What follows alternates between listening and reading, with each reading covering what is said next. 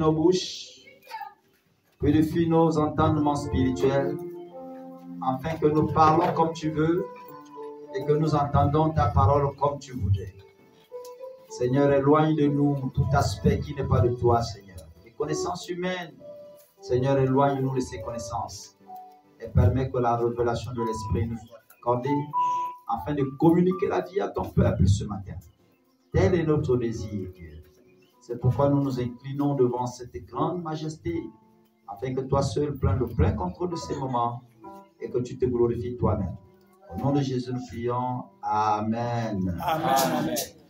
Bonjour, bonjour, bonjour, peuple de Dieu. Ok, étrangement, curieusement, je vais donc revenir sur un personnage ce matin que nous avons eu l'habitude d'explorer, mais je voudrais vous partager la particularité de ce personnage biblique. C'est le personnage déjà de Jacob, que vous connaissez très bien, et que nous avons eu à beaucoup étudier certainement ici. Et nous ne nous lasserons certainement pas d'étudier parce que ce personnage, c'est l'un des personnages dans la Bible où nous tirons beaucoup d'expériences de peine. C'est l'un des hommes de Dieu dans l'Ancien Testament qui a beaucoup vécu des moments difficiles. Hein? À l'exception de Job, c'est quand on lit la Bible dans l'Ancien Testament, à l'exception de Job, c'est lui qui a vraiment vécu des durs moments de la vie. Vraiment des durs moments de la vie. Et nous allons, parce que nous sommes dans des moments difficiles, parce que nous passons, nous aussi, beaucoup d'entre nous, des moments difficiles, nous allons essayer d'explorer une fois de plus ce personnage pour apprendre 3 leçons essentielles ce matin. Alléluia. Amen. Les 3 leçons de Jacob. Et cela devrait nous s'appliquer à nos différentes vies. Je voudrais que nous revisitons ensemble le panier de souffrance, n'est-ce pas, de Jacob ce matin. Essayons de regarder ensemble le panier de souffrance de Jacob ce matin. Je vous donnerai des livres et vous irez lire à la maison au fur et à mesure. Certains livres qu'on pourra lire ici, on va devoir les faire ensemble. Mais regardons ensemble, n'est-ce pas, de manière globale, le panier de la souffrance, n'est-ce pas, de Jacob ce matin.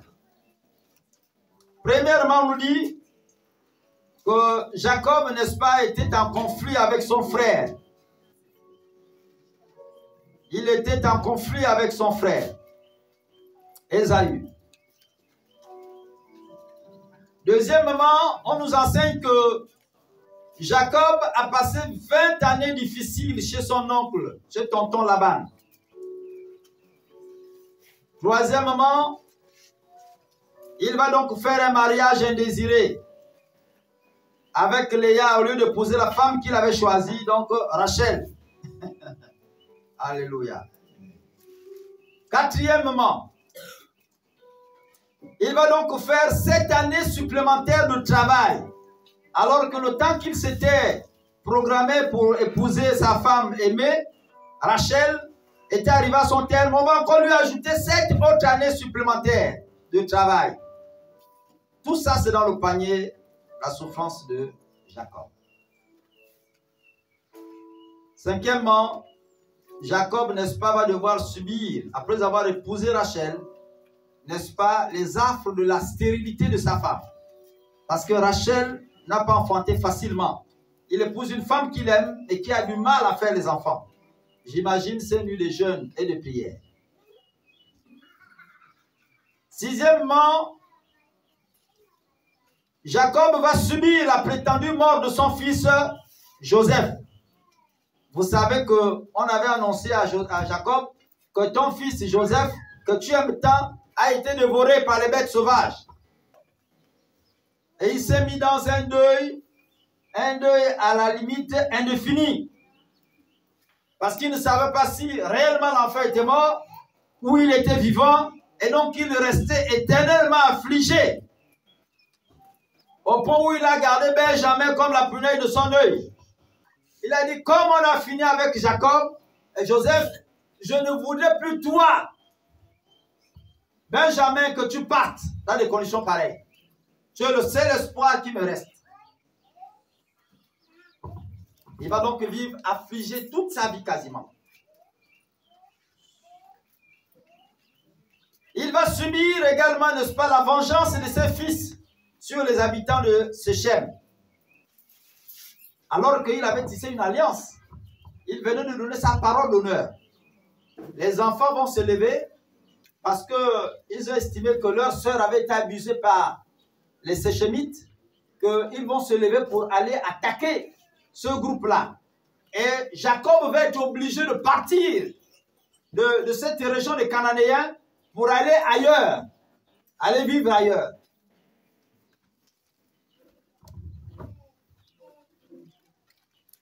Huitièmement, Jacob, encore lui, va vivre, n'est-ce pas, le décès de sa femme Rachel, sa bien-aimée, la femme qu'il a aimée de tout son cœur. Il va devoir vivre, n'est-ce pas, ce décès-là.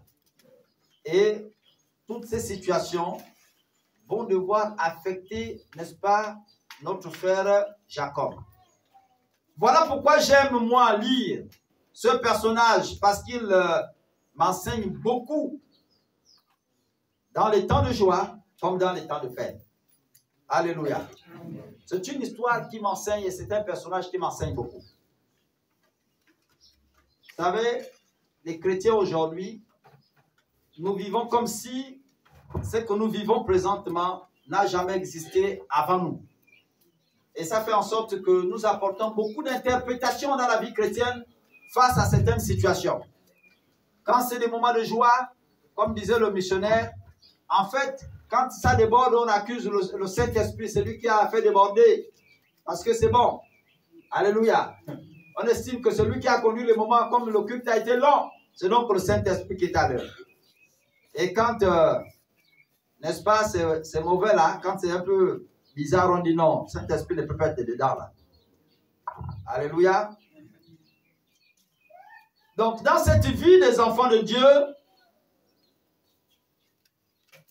les enfants de Dieu ne sont pas à l'abri de soucis. Les enfants de Dieu que nous sommes, nous ne sommes pas à l'abri des soucis. C'est ce que le personnage, n'est-ce pas, de Jacob nous enseigne. Nous, enfants de Dieu, ne sommes pas à l'abri des soucis. Et certains prédicateurs que nous sommes souvent amenés à prêcher, n'est-ce pas, que Dieu ne se trouve qu'être dans le bon et non dans le mal. Permettez-moi. Là, je n'ai pas arrêté avant. Ce sont les perturbateurs. J'avais oublié de mettre sur mode avion.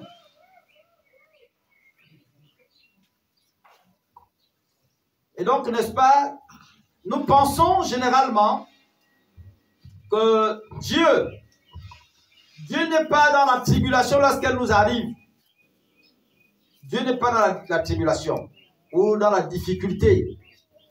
Ils disent que la volonté de Dieu pour ses enfants, c'est qu'ils soient continuellement en bonne santé. Ils doivent fabuleusement être riches. Voilà la vie des enfants de Dieu. Ils doivent vivre heureux. Si l'enfant de Dieu vient à vivre en deçà ou en dessus, n'est-ce pas, de ses objectifs fixés, c'est-à-dire que si vous arrive, par exemple, de prier Dieu pour que vous ayez la voiture, vous rêvez d'avoir la voiture, et qu'en lieu et place de la voiture, vous avez la moto, vous avez échoué votre vie. Vous n'êtes plus l'enfant de Dieu. Parce que Dieu ne rate pas. Et s'il arrivait même qu'à un moment donné, vous n'avez même pas de voiture, ta vie n'est pas un succès. Tu as prié Dieu pour que tu aies des voitures, mais ce n'est pas arrivé, ça veut dire que tu as échoué. Voilà ce que nous prêchons en tant que, parfois, serviteurs de Dieu. La vie des enfants de Dieu doit être en rose. Alléluia. Amen. La vie des enfants de Dieu doit être en rose. Pour eux, les chrétiens victorieux, c'est ceux-là qui doivent vivre, n'est-ce pas, la victoire de manière ininterrompue. C'est-à-dire que la victoire ne doit pas s'arrêter. Aujourd'hui, si tu as prié pour un malade et que tu as reçu la visitation de Dieu, demain tu dois faire la même chose. Après demain, ça doit être la même chose, etc., etc. Si tu as ressuscité un mort aujourd'hui, ça doit être la même chose demain et après demain. La même chose doit se recycler. Et c'est là où ils voient, eux, n'est-ce pas, la grandeur et la présence de Dieu dans la vie d'un enfant de Dieu. Je voudrais m'arrêter un moment pour vous dire que l'homme que nous sommes en train de parler là, Jacob là, je l'ai appelé la famille de l'alliance. Celui qui était dans la destinée, dans le plan de Dieu. Alléluia. Quand la Bible parle de lui, on dit Dieu se reconnaît comme étant le Dieu d'Abraham, d'Isaac et de Jacob. Amen. Jacob va connaître un grand nombre de tribulations. Sa maman, qui avait reçu et transmis à son mari, que le deuxième qui est arrivé, qui a attrapé le pied de l'autre, l'enfant là, le deuxième là, qui a attrapé le pied de l'autre, doit être, n'est-ce pas, le dépositaire, la personne sur qui on doit déposer la grâce. C'est lui-là que Dieu a choisi pour régner sur Israël. Le mari est informé. Isaac est informé de la situation. Il sait. Mais il aime tellement Esaü qu'à un moment donné de l'histoire, il construit un plan. Il dit non, Dieu s'est sûrement trompé. Dieu s'est sûrement trompé. Parce que quand je regarde Esaü, les caractéristiques qu'il a, c'est-à-dire, il a les mêmes traits que moi. Il me ressemble bien, il fait la chasse comme moi. Ce gars-là, c'est un vaillant soldat. Non. Non, non, non, non. Dieu, de toutes les façons, Seigneur, c'est à moi que tu as donné la bénédiction. Et c'est à moi de transmettre. Je vais transmettre à qui je veux. Et celui que je pense qu'il est qualifié là, c'est Esaü. Et il appelle son fils Esaü. Quand la femme voit que monsieur est un peu fatigué, il dit, ah, c'est à pareil moment souvent que son père avait donné la bénédiction. Je me souviens. Avant qu'il ne vienne m'épouser, c'est dans cette période-là que le père avait donné la bénédiction. Il faut donc que je fasse attention. Et donc, la mère commence par tourner autour de la tente du mari. De temps en temps pour écouter. Dès que Esaü rentre, elle rentre à côté pour écouter. Mon fils, oui, va chercher la viande. Quand tu auras fini de préparer le repas que j'aime là, je vais te bénir. Tu comprends, oui. La mère dit, fils, Jacob vient. Papa veut changer l'ordre des choses. Mais il faudrait que tu rentres dans ta destinée. Dieu avait dit que c'est toi. Il faut que tu rentres là à l'intérieur. Vous savez, si on prend les choses comme ça, à la rencontre de Jacob et de Dieu, vous allez vous rendre compte que Dieu qui connaît bien le nom de Jacob, lui repose la question. Il dit, comment t'appelles-tu? Il dit, je m'appelle Jacob. Jacob, c'est ce qui signifie le menteur, le voleur. Donc, c'est un truand. Il dit, maintenant, on ne va plus t'appeler Jacob. Est-ce que vous comprenez? C'est-à-dire, on ne va plus t'appeler Jacob. On va t'appeler maintenant Israël. Et écoutez bien, c'est ça là qu'on appelle la conversion. Ça se passe à un endroit particulier où il fait un songe. Au départ, quand il partait chez son oncle, et il voit les anges, le ciel s'ouvrir, déjà une grande échelle monter au ciel, et de cette échelle-là, les anges descendaient et montaient entre Dieu et lui. En d'autres termes, ça dit que le niveau de collaboration que Jacob avait avec Dieu, aucun d'entre nous n'a ça ici. Vous avez déjà vu les anges vous visiter un jour dans vos maisons. Alléluia. Amen. On parle là d'un authentique chrétien. Un vrai enfant de Dieu. Ce n'est pas quelqu'un qui n'est pas converti. On parle là de souffrance d'un enfant de Dieu. Vous qui pensez que les enfants de Dieu ne doivent vivre que dans le rose. Il n'y a pas d'épines. Même le rose là, il y a épines dedans. Alléluia. C'est de cet homme-là donc on parle. Et il va donc passer par ces moments-là. Il vole la bénédiction. Et pourtant, c'était dans le plan de Dieu. Vous savez, il y a des moments où il m'arrive de me poser la question, mais pourquoi ils étaient obligés de voler ce que Dieu lui-même avait déjà programmé? En fait, maman aurait pu simplement laisser, elle serait allée voir le mari pour dire, ah, j'ai entendu que tu es en train de vouloir bénir, mais n'oublie pas la voix que tu avais entendue et que j'ai entendue, je t'ai transmis à mon mari. Si tu fais autre chose que ce que Dieu t'a commandé de faire, tu pourras en subir des conséquences. Et même celui que tu oses vouloir élever là, il pourra en subir des conséquences. Protège nos enfants. Bénis celui qui a été appelé à la bénédiction. Dieu aurait certainement fait quelque chose. Ou peut-être même que dans sa vieillesse, Dieu se serait révélé en lui parce que Dieu n'est pas incapable. Alléluia. Vous savez, beaucoup d'entre nous là, nous avons des problèmes. Jacob a été obligé de fuir, pas parce qu'il voulait fuir, mais parce qu'il a créé une situation. Sa mère et lui ont créé une situation de péché. Vous comprenez? C'est pourquoi Dieu, pour réparer ça là, il a fallu qu'il le convertisse d'abord dans le désert. Et il dit, tu ne t'appelleras plus Jacob. Il faut que l'esprit de vol là te quitte d'abord au nom de Jésus. Et maintenant on va t'appeler Israël. Donc il se convertit authentiquement. Alléluia. Amen. Et donc, ils vont donc créer cette situation-là qui va faire en sorte qu'il va devoir fuir. Et vivre tous les tourments que nous sommes en train de vivre là. Beaucoup de situations que nous sommes en train de traverser en tant qu'enfants de Dieu, bien-aimés frères, nous avons été à l'origine de ces choses-là. Tu viens un matin, parce qu'un frère te plaît, tu trafiques la vision. J'ai vu le frère et moi, on était mariés. J'avais une robe glorieuse. La façon que les anges nous entouraient, papa, c'était un mariage beau et grand. Le pauvre pasteur renversé par la vision. Il dit, frère, oui, désormais c'est toi le mari de terre. Et dès qu'ils arrivent là-bas, le couple c'est la catastrophe. Mais comment c'est que Dieu lui-même avait créé là, ça devient catastrophe.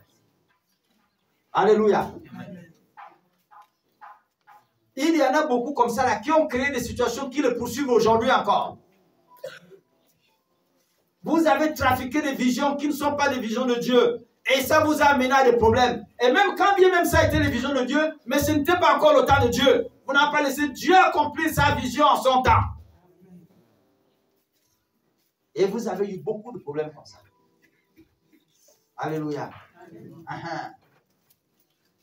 On a beaucoup de situations comme ça que l'Église traverse. Et que beaucoup des enfants de Dieu sont en train de vivre. Et quand nous les hommes de Dieu, on voit ça, on dit, ah maman, tu es dans une situation de péché. Il faut changer ta manière de vivre. Tu es dans une situation de ceci et de cela. Il faut changer. Bien-aimés frères,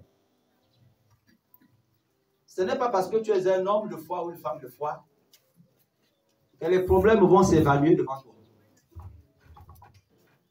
Est-ce que je vous fais comprendre? Ce n'est pas parce que tu es chrétien, c'est-à-dire que quand un problème arrive, il te voit, il va s'évanouir devant toi. Au contraire, c'est à ce moment-là que les problèmes vont s'empirer. Alléluia. Amen. Parce que si tu ne vis pas ces problèmes-là, tu ne verras pas la gloire de Dieu. Amen. Nous parlons aujourd'hui de cette histoire de Jacob parce qu'il a vécu cette histoire. Il a vécu des temps de misère, il a vécu des temps de peine. Et au bout du chemin, Dieu a fini par l'élever. Alléluia. Amen. Les problèmes ne s'évaluent pas parce que tu es devenu chrétien. Si tu penses que c'est parce que tu as fui le monde, tu es rentré dans la maison de Dieu, que lorsque les problèmes vont te voir, le monde va te voir, il va te fuir. Au contraire. Au contraire. Pour ceux qui vivaient la vie de débauche, lorsqu'ils ont abandonné le monde et qui se sont convertis en Jésus, ils vont se rendre compte que c'est en ce moment-là que les femmes les ont plus approchés. C'est en ce moment-là qu'ils ont eu le plus de propositions de boire les regards. C'est en ce moment-là qu'ils ont eu le plus de propositions de voler. C'est en ce moment-là qu'ils ont eu le plus de propositions de tuer. Ils ont eu plusieurs propositions après qu'ils ne se soient convertis. Le monde ne s'évanouira jamais devant vous. Parce que vous êtes devenus chrétiens, frères et sœurs. Là, le prophète vous choque ce matin. L'homme là, qu'est-ce qu'il a pour nous chanter? On parle de Jacob. Alléluia. Jacob a vécu une expérience spirituelle qu'aucun d'entre nous ne vivra. Nous là, ou beaucoup là, ils ont entendu parler de Dieu, ils n'ont jamais vécu des vraies expériences avec le Seigneur. Et on peut le voir, beaucoup sont ceux-là qui, n'est-ce pas, lorsque un frère a un problème, une soeur a un problème, nous commençons par interpréter ces problèmes-là. Ah, comment la maladie de la soeur a duré longtemps comme ça? Non, non, non, non, non, non. Ça, c'est un état de péché. Vraiment, ça, soeur, convertis-toi, il y a un problème, il y a un problème. Qui vous a dit qu'en tant que chrétien, on ne peut plus avoir des problèmes? Alléluia. Qui vous a dit qu'un chrétien ne peut plus tomber malade? Tant que vous vivrez dans ce monde, sur cette terre-là, vous êtes appelés à vivre les mêmes mots que tout le monde. À la différence qu'au sortir de vos problèmes, Dieu va vous restaurer. D'autres vont périr dans les leurs. Mais vous, vos problèmes, Dieu va seulement vous restaurer. Mais vous êtes appelés à vivre ces problèmes-là. Alléluia. Amen. Je disais à mon fils, pendant que j'étais en train de monter à l'hôpital, croiser notre fils Virgile, Dieu me mettait une très forte pensée. Il me dit, dans des moments difficiles, dans des moments compliqués, les grands hommes de Dieu se retrouveront seuls dans le désert. Et quand Moïse est parti de l'Égypte pour se retrouver chez Jéthro là-bas, il a marché avec lui. Il dit, Seigneur, il était seul. Il dit justement ça. Il dit, quand Dieu est même venu trouver David, en train de perdre le troupeau de son père là-bas, là, il était avec lui. Il était même seul là-bas. Il dit justement c'est ça. Il dit, les grands hommes de Dieu dans des moments de désert marcheront toujours seuls. C'est quand les problèmes vont commencer par vous assaillir, comprenez-le, Dieu est en train de vous amener vers une autre dimension spirituelle. Alléluia. Quand les problèmes vont commencer par vous envahir, dites-vous, je sais que Dieu est en train de m'amener dans une autre sphère spirituelle. Il veut m'amener à le comprendre différemment. Il veut m'amener, n'est-ce pas, à l'accepter différemment, à le servir différemment.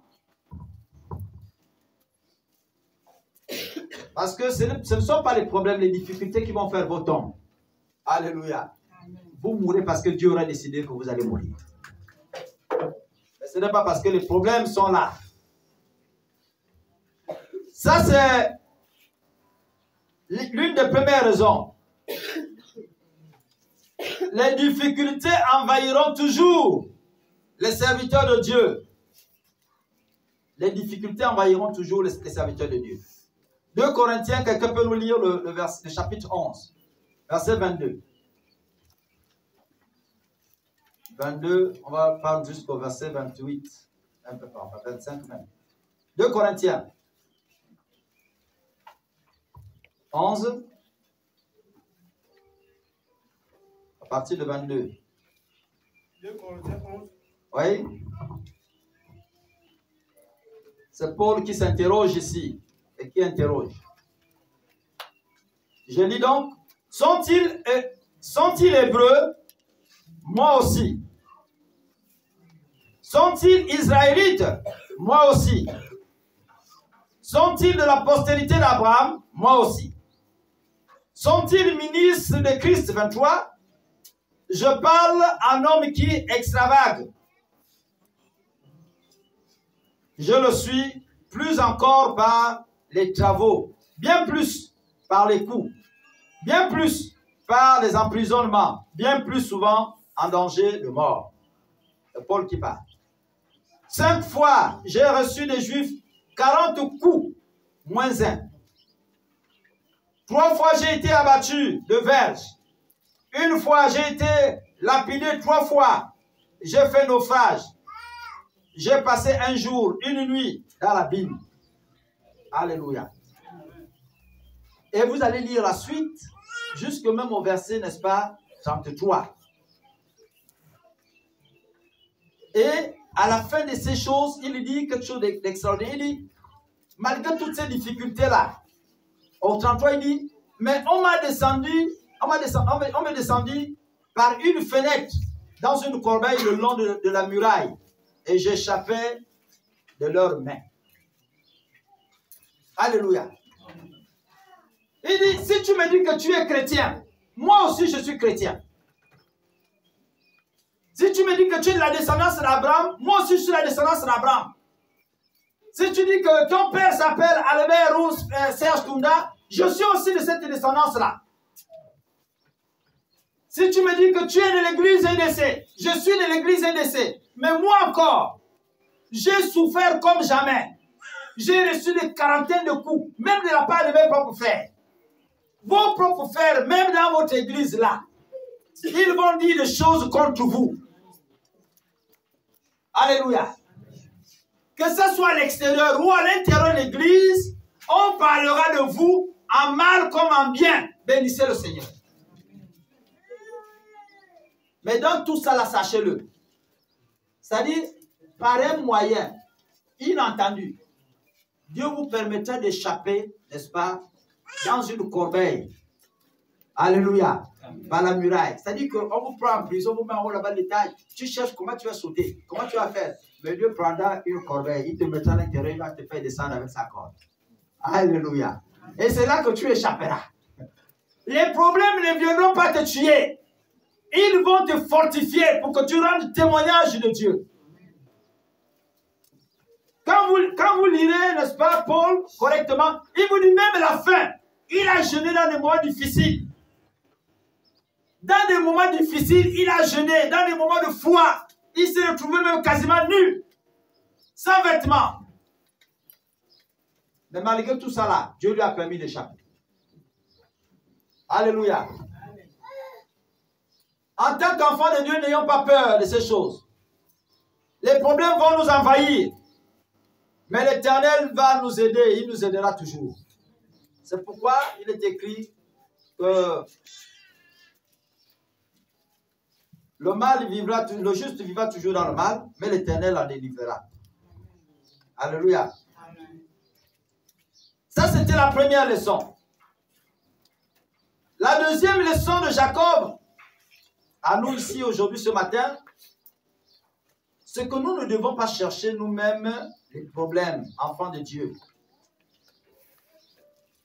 Nous ne devons pas chercher les problèmes. Il y a des problèmes qui viendront nous trouver, nous attaquer, nous assaillir, mais il y a des problèmes que beaucoup d'entre nous aussi nous cherchons maintenant. Au moins, tu es l'enfant de Dieu, et puis on t'amène dans un bistrot, ou je ne sais pas où bien dans un snack bar, la nuit, en ta qualité de chrétien, où les femmes dansent nues. Toi aussi, tu es là à l'intérieur. Tu dis, je suis chrétien, rien ne m'arrivera. Quoi? Tu provoques le diable, tu le sous-estimes? Vas-y, tu verras. Tu es une servante de Dieu. Un collègue, je ne sais pas qui, t'amène dans sa chambre. Dieu va veiller ici. Toi et moi, le salon, c'est ici. Mais soyez à veiller dans sa chambre, jamais. Tu es un homme, je suis une femme. C'est quoi l'histoire que toi et moi, on va veiller dans la chambre? Veillons ici au salon. Non, parce que quand papa vient, il n'aime pas voir les gens au salon. Non, donc allons à la terrasse. Toi aussi, que oui, il n'y a pas de problème. Donc, moi, si je respecte souvent mes parents, tu me vois là. En tant toi-même, tu veux. Après, tu vas commencer à intercéder. Seigneur, pardonne-moi, pardonne. C'est toi-même qui as cherché. Et s'il arrive de pires catastrophes là-bas, où on s'est transmis certaines maladies, tu en seras toi-même responsable parce que tu as cherché toi-même la situation là. Tu as été comptable de ça.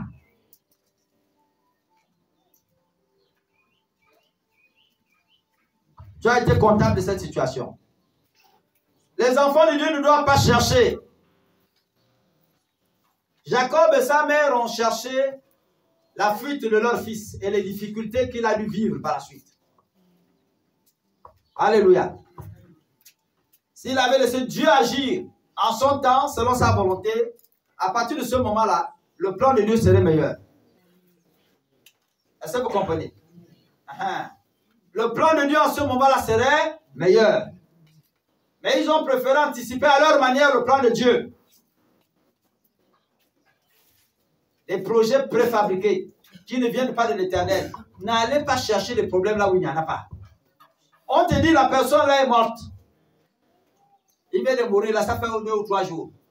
Oh papa, vraiment, maman, papa, viens prier. Papa, viens prier. Il y a un pasteur, c'était au Kondia. Il y a une scène comme ça qui s'est déroulée récemment, je crois que c'est du côté de Kondia, où ils ont dû enfermer une maman avec son enfant dans la maison pour prier. C'est bien au Kondia. Le pasteur a fini devant les tribunaux. Il a fallu qu'il justifie sa sorcellerie. Parce que ça a été qualifié maintenant de sorcellerie. Tu sais que la personne est morte. Au cadeau que tu as. On t'appelle le papa, comme tu as la foi là. Viens prier, papa. Ma fille n'est pas morte. Viens prier. Vraiment, c'est le diable qui a pris. Toi aussi, que tu rentres là-bas, t'enfermes avec l'enfant de tuer pendant 2 jours. Le corps en train de se sentir. C'est de là maintenant qu'on vient vous tirer. Et dès que tu arrives là, les policiers sont en train de te taper. On dit, oh, c'est le diable. Ça sont les œuvres du diable. Ce n'est pas le diable. C'est toi qui as été à l'origine. C'est toi-même qui étais à l'origine. Alléluia. Quand quelqu'un meurt, on prend la première chose, c'est qu'on prend, on amène à l'hôpital. On fait véritablement l'autopsie ou le cas diagnostic et tout pour déterminer que la personne est réellement morte. Maintenant, à partir de ce moment-là, puisque la science a démontré que le cas là est déjà parti, si Dieu te convainc, Dieu te parle, il t'inspire véritablement. Parce que là, il faut l'entendre, c'est des cas délicats. Si Dieu t'inspire, il te parle véritablement, tu as entendu sa voix, tu sais qu'il te parle. À ce moment-là, tu peux te mettre à genoux et prier. Alléluia. À ce moment-là, tu peux te mettre à genoux et prier. Tu es au moins sûr d'une chose, c'est que celui qui t'a parlé ne te décevra pas. C'est pas comme chez un homme, des fois tu prends une grosse Bible, tu rentres à l'intérieur, vas-y. Les policiers vont bien te bastonner, c'est ton problème. Personne ne viendra te défendre là-bas. Si c'est moi le berger, oh papa, j'avais prié pour le malade. Non, j'ai dit papa, pars toi-même. Ça là, tu as fait ta folie, va régler tes palabres là-bas. Et ce n'est pas dedans. Alléluia. Évitons, n'est-ce pas, de provoquer les problèmes. Si vous provoquez les problèmes vont vous envahir et c'est tout à fait normal. La Bible dit que si quelqu'un part en prison pour avoir volé, cette prison-là est normale, c'est légal. Vous comprenez, non? Si vous allez en prison parce que vous avez volé quelqu'un, ça c'est normal, vous partez répondre. Ça, la personne n'a un mot à dire. C'est votre responsabilité, vous partez là-bas. Même le berger n'aura rien à dire là-dedans. On vous prend, les preuves sont tangibles. Monsieur, oui, vous reconnaissez que vous avez fait ça, non? Oui. Dans ces conditions-là, il n'y a pas de problème. Passez à l'abattoir. Tout doit y aller. Là, il n'y a pas de débat parce que vous avez trompé les gens. Vous avez volé. Et ce n'est que normal. Alléluia. Quelqu'un nous lise Genèse 37. 9, le verset 9 à 11. Genèse 37, 9 à 11.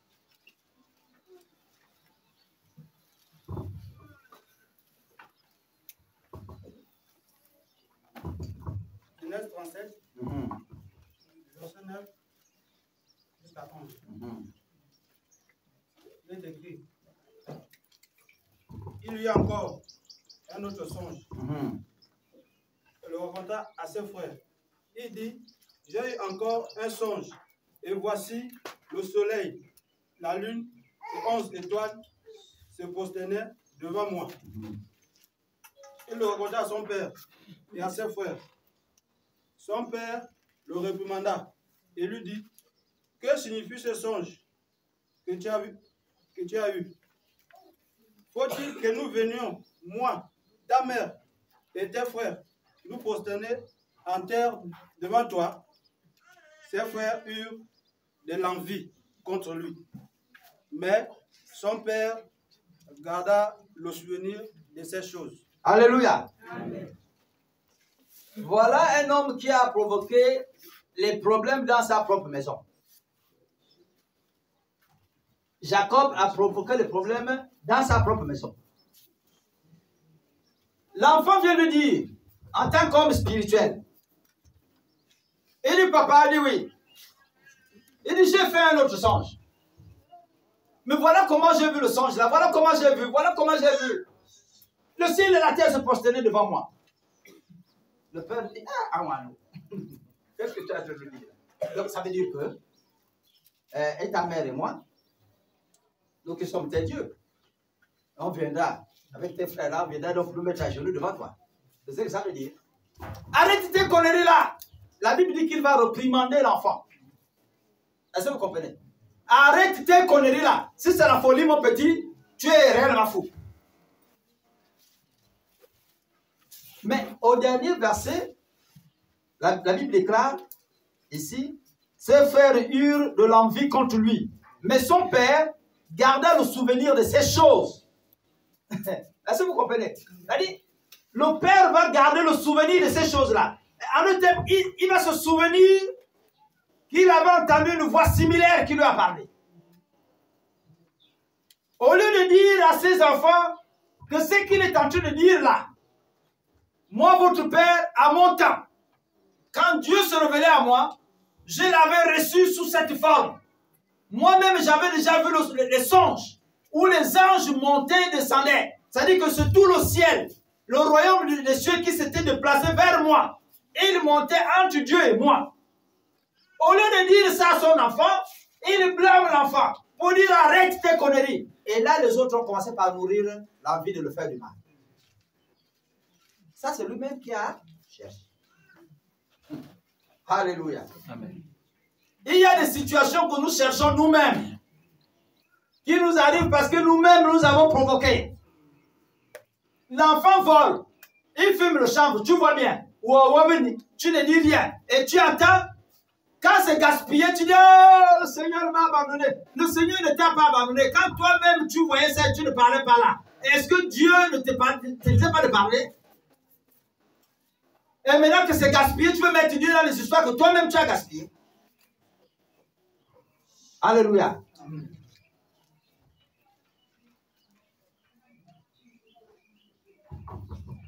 Dieu ne nous encourage pas, bien-aimés, à nous abandonner dans le mal. C'est toi-même qui t'es tourné vers le mal. Dieu ne t'a pas abandonné. Alléluia. Dieu ne t'a pas envoyé faire ce que tu es en train de faire aujourd'hui. C'est pourquoi lorsque ça sera difficile, accepte aussi que ça soit difficile. Le message de ce matin peut être dur, mais ce sont les leçons que nous pouvons tirer du personnage, n'est-ce pas, de Jacob. Ce sont des leçons difficiles. Pour les étudiants qui sont là, le bishing n'a jamais été quelque chose de facile. Nous avons fait quelques expériences avec les frères qui sont arrivés de Bénin là. Et puis on nous donne une histoire, on dit étudier l'histoire. En 5 ou 10 minutes. Après, il faut la raconter normalement, ainsi de suite et tout ça là. Alors, vous imaginez, vous devez garder parfois les mêmes i, les mêmes virgules, les mêmes ceci, en racontant ça, et presque identiquement. Et là, vraiment, on passait dans tous les sens. On passait dans tous les sens. D'autres allaient à gauche, d'autres partaient à droite, d'autres tentaient de prêcher à leur manière, d'autres tentaient. On allait dans tous les sens. Parce que là, il était question du bishing. Il fallait donc que les gens absorbent ces leçons-là, étudient ces leçons et gardent ces versets bibliques pour les transmettre. Vous avez 5 versets bibliques de près de 7 paragraphes ou 5 paragraphes chacun. Alors, il faut venir les expliquer comme ça, là, à moins de 5 à 10 minutes. Et après ça, il y a une série de questions que vous devez vous poser les autres, etc. Alors là, il fallait écouter là-bas, c'était chaud. C'était vraiment chaud. Donc, vraiment, que Dieu nous aide. Parce que la vie chrétienne n'est pas facile, bien aimé. La vie chrétienne n'est pas facile. Fais ce que Dieu t'a envoyé de faire. Et il va te conduire, n'est-ce pas, sur le chemin. Si c'est mauvais, lui-même, il prendra la responsabilité. Alléluia. La troisième leçon que nous voulons apprendre de Jacob ce matin, et c'est la toute dernière, rassurez-vous. Vous savez qu'on n'est pas toujours long. Les rares moments où on est inspiré, si Saint-Esprit m'amène sur les toits là-bas, là je pars. Mais en général, on va être court et précis pourvu que Dieu vous aide à comprendre ce qu'il veut transmettre à l'Église. La troisième donc leçon de Jacob pour nos vies est que Dieu bien-aimé, n'est pas toujours dans ce que nous croyons qu'il est.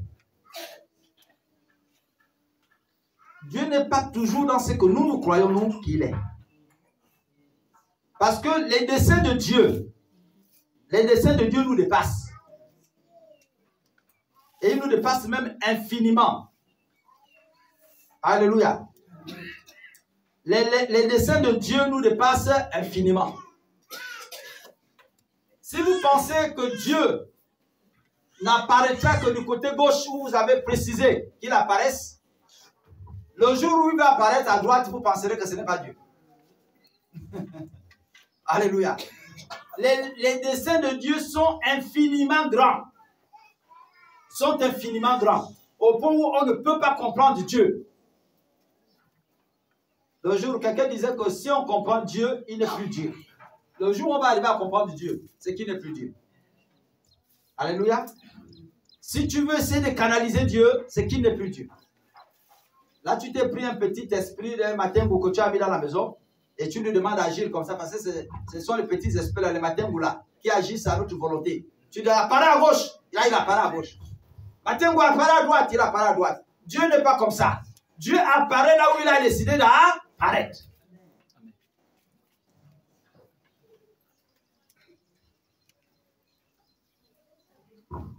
Les desseins de Dieu sont trop grands pour nous et ils nous dépassent infiniment.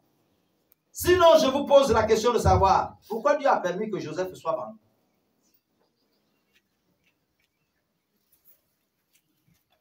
Pourquoi Dieu a permis que Joseph soit vendu? Genèse 50. 50 au 20e verset. Quelqu'un nous le lise?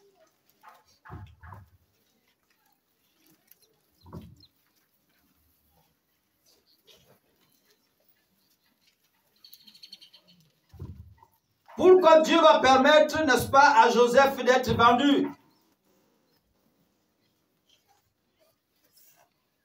Genèse 50. Ouais. Verset 20. 20. Il est écrit, vous aviez médité de me faire du mal. Dieu l'a changé en bien pour accomplir ce qui arrive aujourd'hui, pour sauver la vie à un peuple nombreux. Alléluia. Là, les frères de Joseph commencent par trembler devant la grandeur, la redoutance, n'est-ce pas, de la puissance de Joseph. Et papa est mort. Ils disent là, l'homme là va nous achever. En fait, il hésitait de nous tuer parce que papa était encore vivant, parce que papa n'aurait pas accepté ça. Donc comme papa part mouillé, le gars là va se venger correctement sur nous. Il va nous achever. Et pendant qu'ils sont en train de s'interroger, la peur est en train de les envahir, Joseph va leur prendre. Ils sont seuls à seuls, face à face. One, comme disent les autres. Et Joseph leur dit ceci. Vous avez mérité de me faire du mal. Dieu l'a changé en bien pour accueillir ce qui arrive aujourd'hui pour sauver la vie d'un peuple nombreux. Est-ce que vous comprenez? Tout le monde pouvait voir Joseph prospérer à partir de la maison de son père. Mais Dieu a permis qu'il soit vendu pour préparer, n'est-ce pas, le salut du grand nombre qui devait périr dans le désert. Alléluia. Dieu peut permettre autre chose que ce que vous avez pensé. Parce que dans le plan de Dieu, il prévoit, n'est-ce pas, le salut ou la guérison des multitudes par ton ministère ou par autre chose. Dieu peut le permettre. Est-ce qu'on se comprend? Il y en a qui, c'est un frère qui m'expliquait, il dit, j'ai été affecté ici comme païen. Mais par la grâce de Dieu, j'ai reçu le Seigneur ici. Je comprends que Dieu m'avait envoyé ici uniquement parce que je devais me convertir. Amen. Et maintenant que je me suis converti, Dieu me ramène ailleurs. Alléluia. Amen. Dieu peut permettre ça, que ça vous arrive. Parce que son plan à venir est plus grand que ce que vous pensez avec vos entendements et avec ce que vous voyez avec vos yeux actuellement. Amen. Il a attristé Jacob aujourd'hui parce qu'il préparait l'arrivée, n'est-ce pas, de son peuple en Égypte.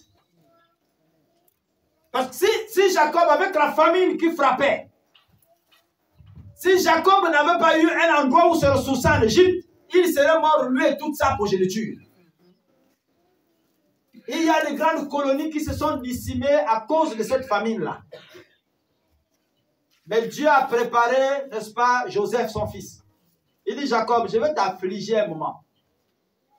Je vais t'affliger, ton cœur sera attristé pendant un moment. Je vais t'arracher ton enfant le cœur, celui que tu aimes bien. Je vais te reprendre un moment. Mais je suis, par lui et avec lui, je suis en train de préparer, n'est-ce pas, votre salut.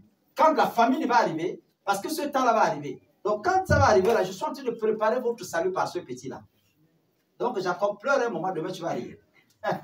Alléluia. Amen. Quand les problèmes t'envahissent aujourd'hui là, sache-le, Dieu est tellement en train de préparer un temps merveilleux d'avenir pour toi. Amen. Donc ne t'inquiète pas. Prie le Seigneur dans des moments difficiles.